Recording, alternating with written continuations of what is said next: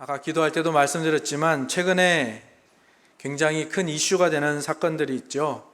두 사건으로 한다면 한일 관계, 또 하나는 내각 개편에 관한 것들일 겁니다.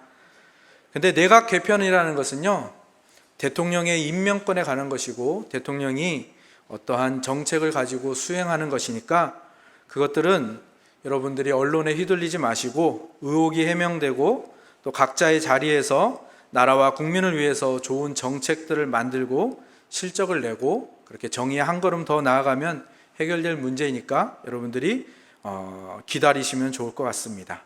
물론 보수와 진보, 연령별, 지역별 등 이 의견이 모아지지 않는 것은 자유민주주의 국가에서 당연한 것이고요. 언론이 제 역할을 못하고 있어서 좀 많이 헷갈리실 텐데, 그리고 이제 그만했으면 좋겠다 이력이 나실지도 모르겠는데 조금만 더 믿고 기다려 보시면 좋을 것 같습니다. 저는 그렇게 이 내각 개편은 믿고 맡기는 편을 택하겠습니다. 그런데 이 한일 관계에 관한 부분은 조금 그 이야기를 여러분들이랑 잠깐 나누고 싶습니다. 며칠 전에 염종순 박사라는 분의 그 인터뷰를 보았습니다. 근데 그분의 분석이랑 통찰력이 굉장히 좋더라고요. 그래서 여러분들에게 그 이야기를 잠깐 해드리려고 합니다. 이 염종순 박사님이라는 분은 어떤 분인가 하면 일본에서 30년 넘게 이렇게 사시면서 거기서 공부도 하시고 공무원으로 일도 하시고요. 그 다음에 대학에서 강의도 하시고 지금은 디지털 전환 디자인이라는 그러한 계통 쪽에서 일본에서 대표로 일하면서 잡지나 신문에 기고도 하시고 여러 가지 그런 글로벌 리더로서 일본에서 굉장히 큰 역할을 하시는 분이거든요. 근데 이분이 한국과 일본에 대해서 지금의 현 상황에 대해서 굉장히 통찰력 있는 진단으로 현재와 미래를 진단하고 예상하는 말씀을 하셨습니다. 그분의 말은 결론은 딱 이겁니다. 디지털 코리아가 아날로그 일본을 이길 수 있다라는 것입니다. 무슨 말인가 하면요, 일본 민족은 그 민족의 특성이 아날로그에 가깝답니다. 그래서 아날로그는 뭡니까? 디지털의 반대죠. 아날로그라는 거는 이제 약간 그냥 클래식한 그냥 예전부터 해오던 방식이라는 겁니다. 그래서 아날로그는 1에서 2를 가려면 1.1, 1.2, 1.3 이렇게 차근차근 그 단계를 밟아서 가는 거죠. 일본의 민족성은 이런 민족성이랍니다. 그래서 이 일본의 민족성은 어떤 말로 잘 표현이 되냐면 카이젠이라는 말로 잘 표현이 되는데 우리나라 말로 하면 개선입니다. 개선. 그러니까 1.1, 1.2 이렇게 계속 개선해 나가는 거죠. 그러니까 무언가를 조금 더 좋게 바꿔 나가는 것, 이것이 일본의 민족 특성이라고 하고요.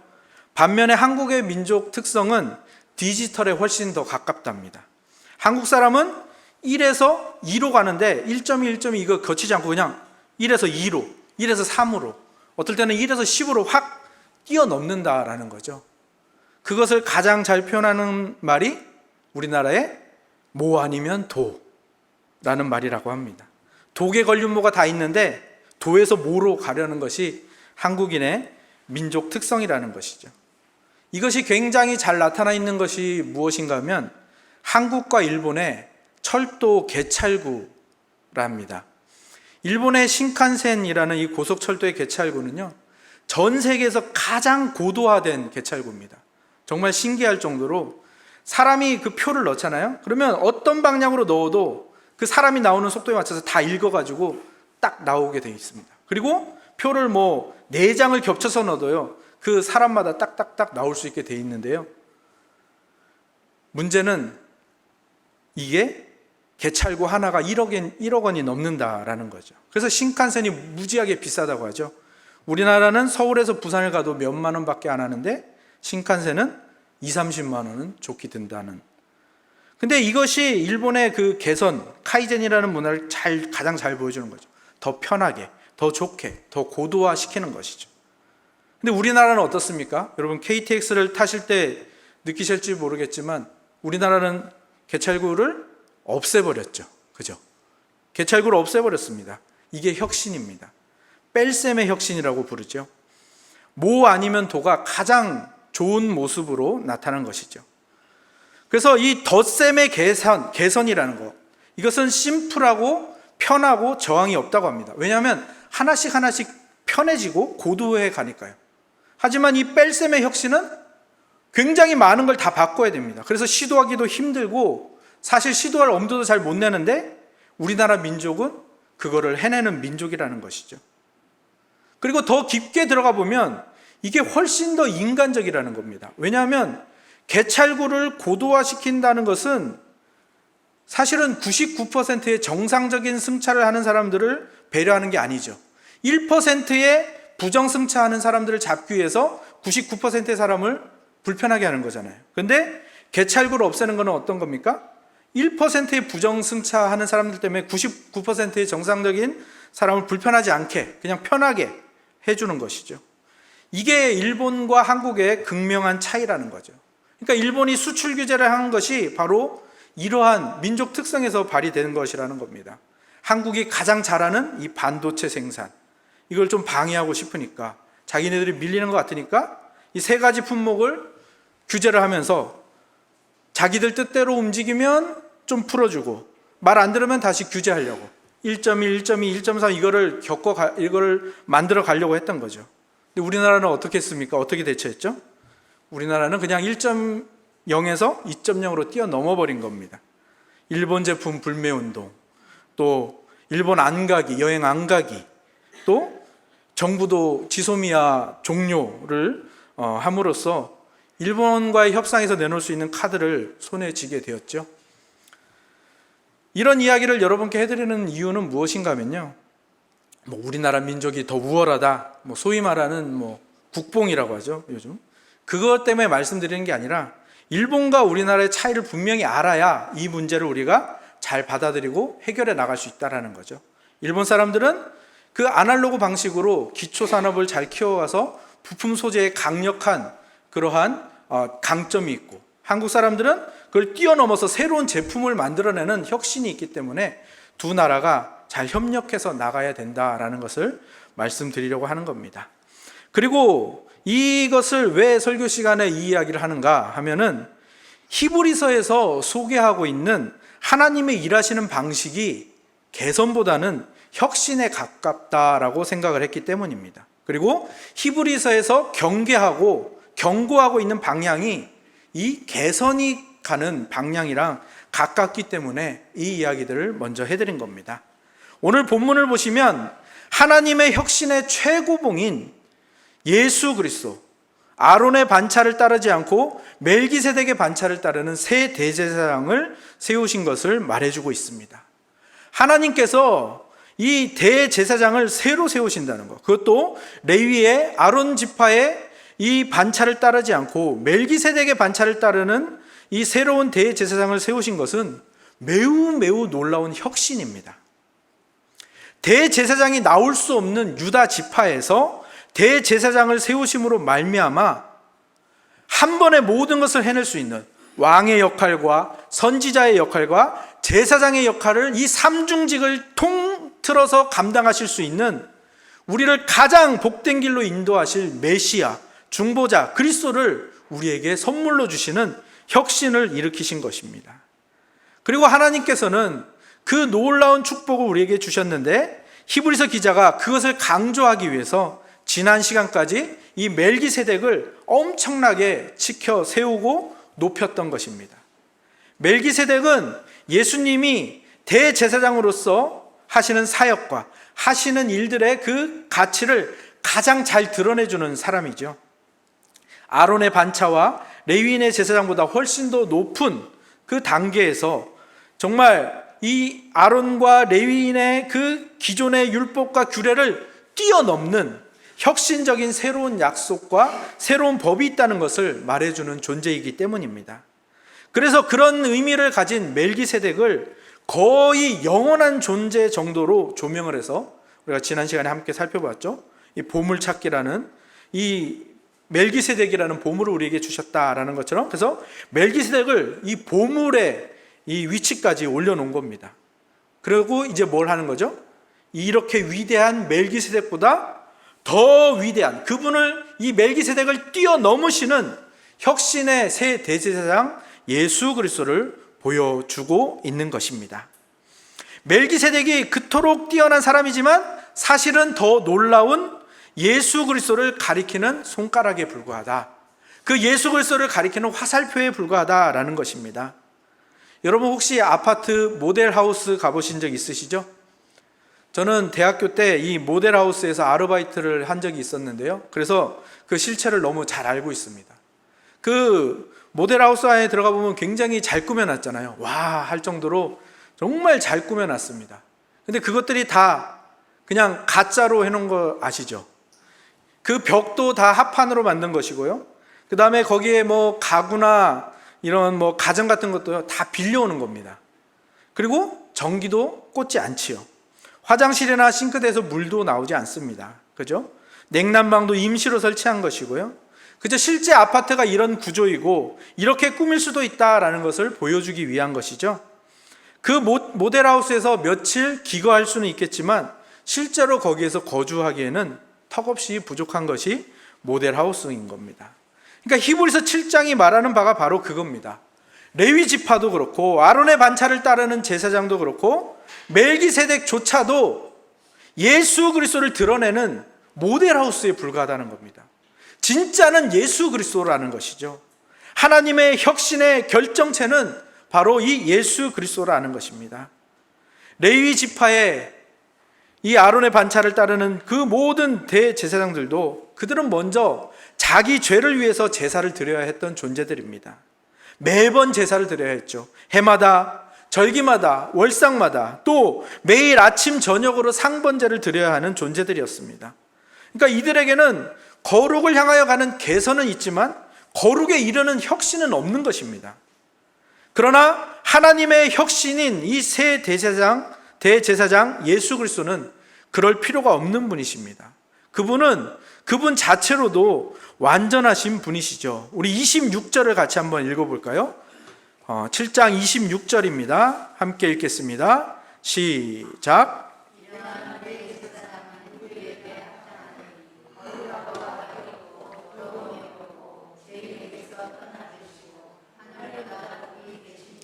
네, 우리의 대제사장, 새 대제사장 예수 그리스도는 이런 분이십니다. 우리에게 합당하실 뿐만 아니라 처음부터 거룩하신 분이셨습니다. 그래서 그분은요, 죄를 알지 못합니다. 죄와 상관이 없으신 분입니다. 예수님은 하나님의 모든 성품을 가지신 하나님 그 자신이기 때문이죠. 그러면서도 그분이 죄인된 인간을 위해서 대제사장으로 오셨다라는 것, 이것이 하나님의 혁신이고 이것이 우리의 가장 큰 복된 소식인 것이죠. 또 그분은 악이 없으십니다. 그분은 인간의 몸을 입으셨거든요. 우리와 같은 몸과 성정을 지니셨는데도 불구하고 모든 시험과 죄와 악을 물리치신 분이십니다. 완벽하게 깨끗하신 분이시고요, 무결하시고 무음하신 분이고 그분의 생각과 그분의 뜻은 언제나 선하신 분이죠.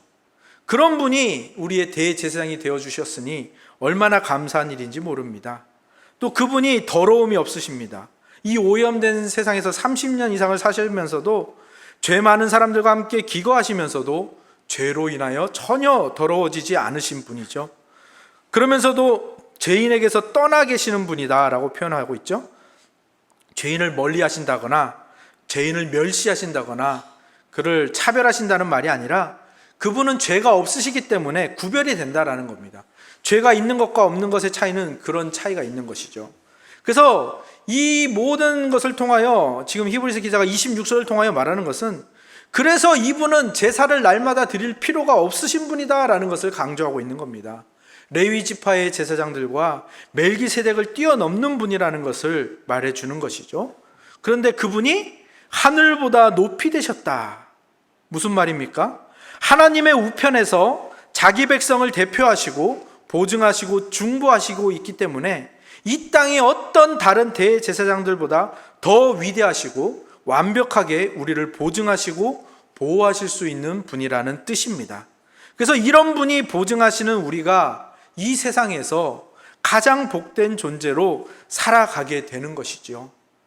그래서 이 히브리서 기자는 히브리서 4장과 5장에서 예수님이 인간으로서 대제사장의 역할을 어떻게 감당하셨는가를 말해 주었고, 이제 7장에 와서는 살아계신 참 하나님으로서 대제사장의 역할을 어떻게 감당하셨는지를 보여주고 있는 것입니다. 그러니까 예수님의 대제사장 직분은요, 꼭 필요한 만큼 정말 사람에게서 요구되는 것을 그것을 다 해내고 계시고, 또 하나님으로 요구되는 것도 다 해내고 계시다라는 것을 보여주는 것입니다. 그리고 꼭 필요한 만큼 아론 계열과 멜기세덱 계열의 제사장과 또 비슷하지만 또 꼭 필요한 만큼 그들과 다르고 구별이 된다라는 겁니다. 그래서 이 예수 그리스도의 대제사장 직분이라는 이 하나님의 혁신은 우리에게 필요한 모든 것을 정말로 하나도 빠짐없이 남김없이 우리에게 주는 놀라운 하나님의 축복의 통로라는 것이 드러나는 것이고요. 이게 바로 하나님의 혁신인 것이죠. 그런데 혹시 이것만으로도 설명이 부족하다고 여기는 사람이 있을까 봐 히브리서 기자는 27절을 덧붙이고 있습니다. 우리 27절을 같이 한번 읽어볼까요? 27절입니다. 시작.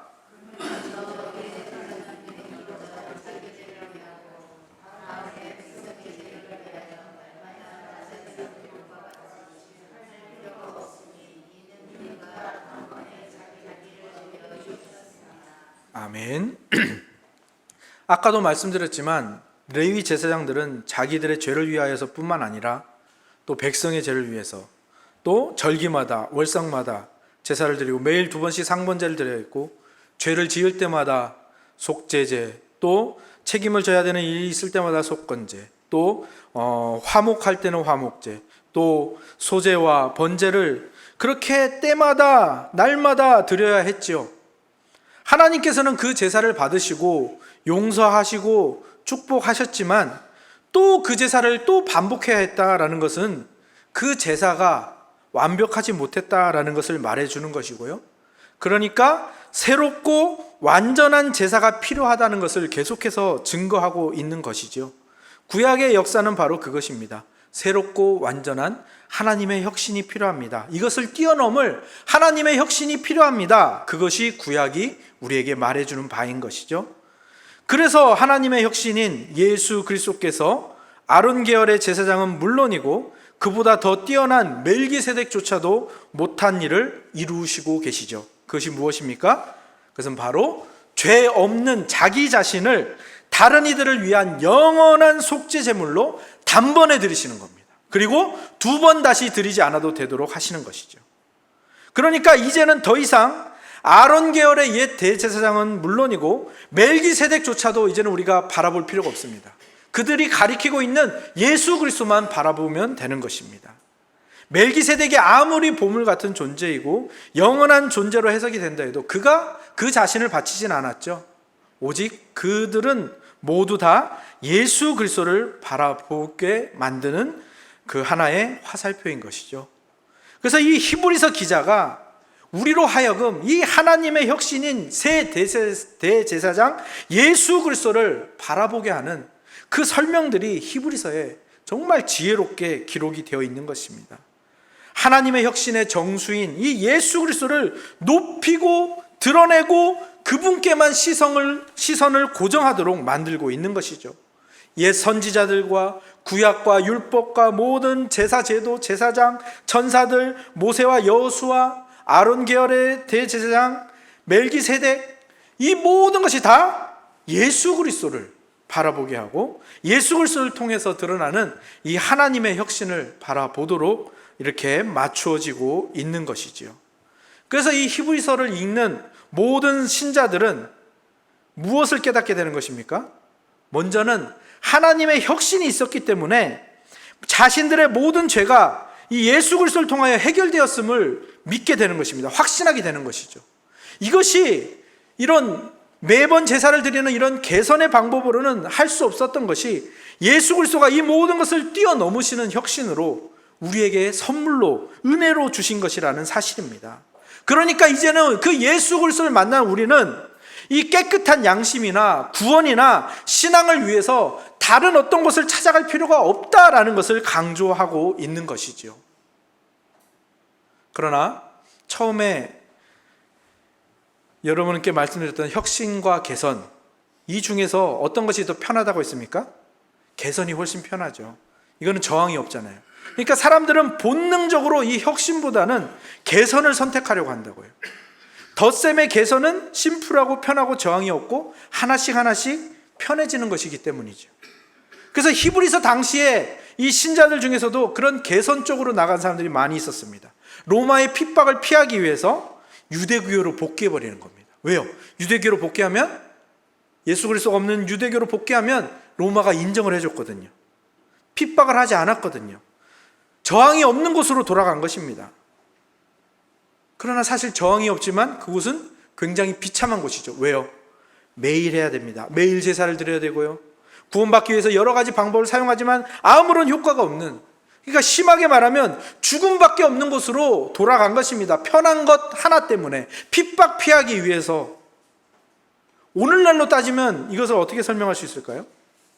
하나님과 인격적인 만남이 없이 종교 생활만 하는 겁니다. 그냥 주일에는 교회 와서 예배 드리고 자기 편한 대로 믿고 자기 편한 대로 일상을 살아가는 그런 사람들의 모습. 이것이 우리의 본능이죠. 이것이 개선의 방향이고요. 그런데 우리는 이러한 편하고 저항 없는 곳으로 가고 싶은 욕망이 우리 속에서 항상 솟아나고 있고, 이 유혹은 항상 우리 주변에 도사리고 있다라는 것입니다. 근데 반면에 예수 그리스도의 이 혁신으로 나아가려면 많은 것을 바꿔야 합니다. 가치관을 바꿔야 되고요. 일상을 거룩하게 살아야 되고요. 생각의 전환이 일어나야 되고요. 그 저항을, 그렇게 바꿨기 때문에 일어나는 저항을 온몸으로 받아들여야 됩니다. 히브리서 당시에는 그것이 핍박으로 다가왔을 것이고요. 또 지금에 와서는 정말 왜 그렇게 종교에 목매고 있냐, 왜 이렇게 어리석게 사냐, 왜 이렇게 현실 감각 없이 바보 멍청이처럼 사냐, 뭔 21세기에 무슨 종교냐, 이런 소리를 들으면서 살아가야 하는 길이거든요. 그리고 왜 예수님 때문에 손해보고 살아야 되냐, 바보 같은 것 아니냐라는 그러한 모욕을 감수하면서 살아야 하는 길이지요. 이 길은 우리의 본능과 또 이 세상의 세계관과는 완전히 다른 것이기 때문에 우리가 본능적으로 거부한다는 겁니다. 그래서 하나님이 예수 그리스도를 보내신 겁니다. 왜요? 이걸 뛰어넘어야 되는데 우리가 뛰어넘질 못하니까, 본능적으로 뛰어넘질 못하니까 이 모든 것을 뛰어넘는 하나님의 혁신이 필요했던 것이죠. 그래서 하나님의 혁신인 예수 그리스도께서 어떤 일을 하십니까? 성소와 지성소를 가르고 있던 휘장을 찢어버리십니다. 그래서 우리가 그 성소와 지성소를 넘어서 하나님께로 담대하게 나갈 수 있도록, 죄 없는 제사장으로서 단번에 죄를 사하시고 영원히 죄를 사하는 유일한 제물로 자기 자신을 드리신 예수님이 우리를 하나님께 가는 길을 열어주시고, 또 하나님 우편에서 우리를 오라 하시며, 또 우리와 함께 그 길을 함께 걸어가시며 우리를 영원토록 도우시고 보증하시고 중보하신다라는 사실입니다.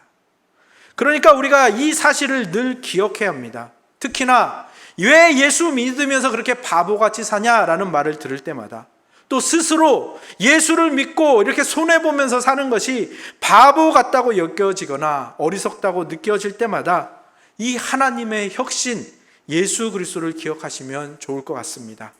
하나님은 모든 것을 뛰어넘어서 가장 좋은 것을 우리에게 주시는 분이라는 이 사실을 늘 기억하셨으면 좋겠습니다.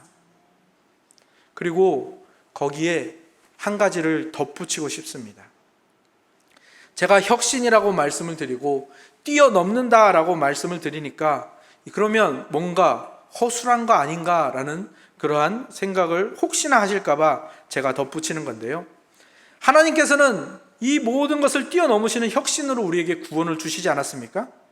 근데 우리가 구원받은 후에 바로 천국을 갑니까? 아니죠. 이 세상을 신자로서 이 일상을 살아내야 되죠.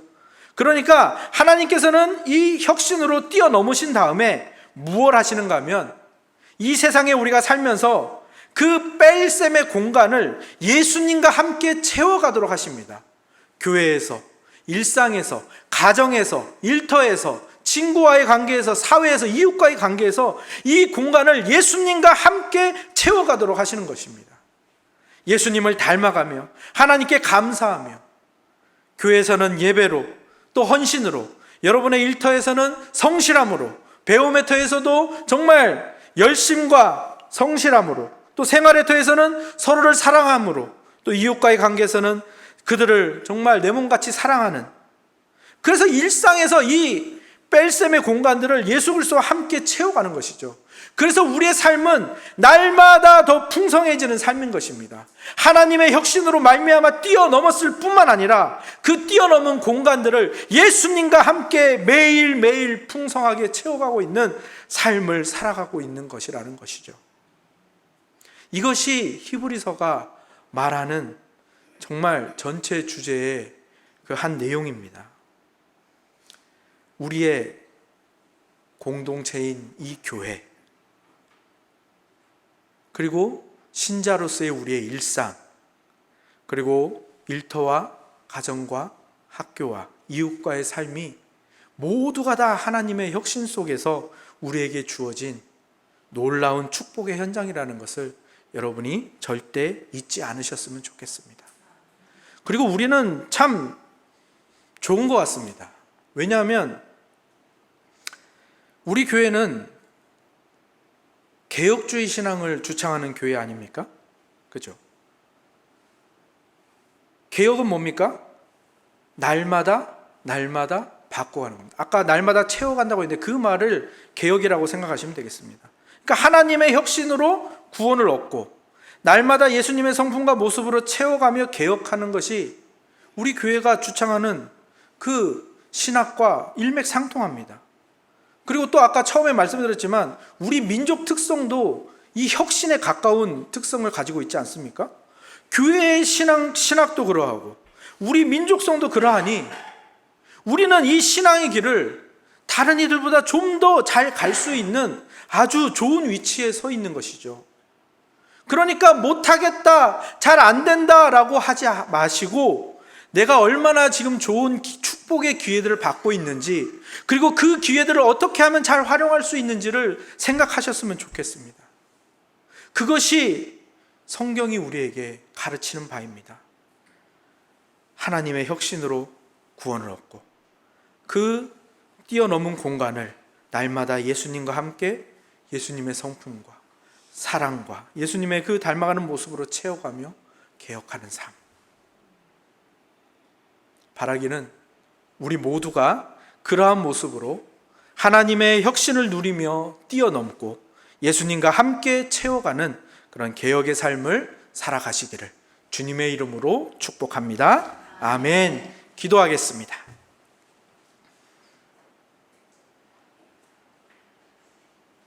하나님, 참으로 감사합니다.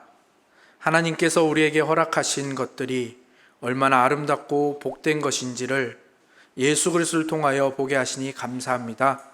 우리가 절대로 뛰어넘을 수 없었던 그 구원의 간극을, 하나님과 우리 사이의 간극을 예수 그리스도라는 혁신으로 뛰어넘으시고 그 혁신으로 우리에게 새로운 인생과 새로운 존재와 새로운 운명과 신분을 허락하시며 이제 그 놀라운 새로운 것들을 가지고 우리의 삶을, 우리의 일상을 예수 그리스도와 함께 풍성하게 채워 넣을 수 있는 그러한 복된 존재로 살아가게 하시니 참으로 감사합니다.